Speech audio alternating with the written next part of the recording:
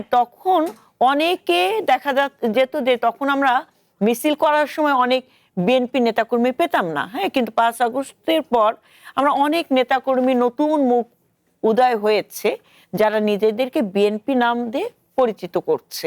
কিংবা আবার যেখানে আপনি হাদিয়ার কথা বলেন কিংবা বিভিন্ন ধরনের প্রণোদনার কথা কিংবা মানে এই ধরনের এগুলো তো একটা চাঁদা।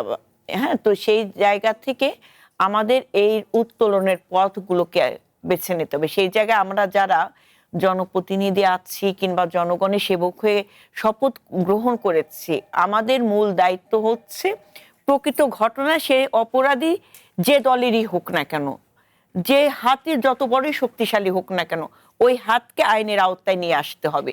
তো আমি আজকে আমার এলাকায় আমি সরজমিনে গিয়েছি এবং ভুক্তভোগী মানুষের কথা শুনেছি, তারা কি করেছে তাদেরকে নিয়ে আপনার এখানে একদম সরাসরি আমি বলবো যে প্রশাসন জড়িত আছে।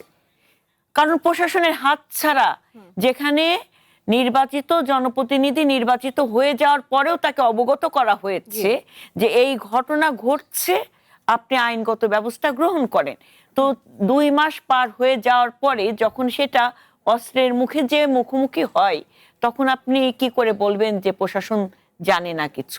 প্রশাসনের নাকের ডগা দিয়েই সবকিছু হচ্ছে। তো সেই জায়গা থেকে মাননীয় স্বরাষ্ট্রমন্ত্রী তিনি যথেষ্ট সচেতনতার সাথে তিনি অলরেডি ডিক্লেয়ার করেছেন যে সারা বাংলাদেশে এক ধরনের চিরুনি অভিযান হচ্ছে, সেটা সন্ত্রাসের বিরুদ্ধে, চাঁদাবাজির বিরুদ্ধে এবং মাদকের বিরুদ্ধে।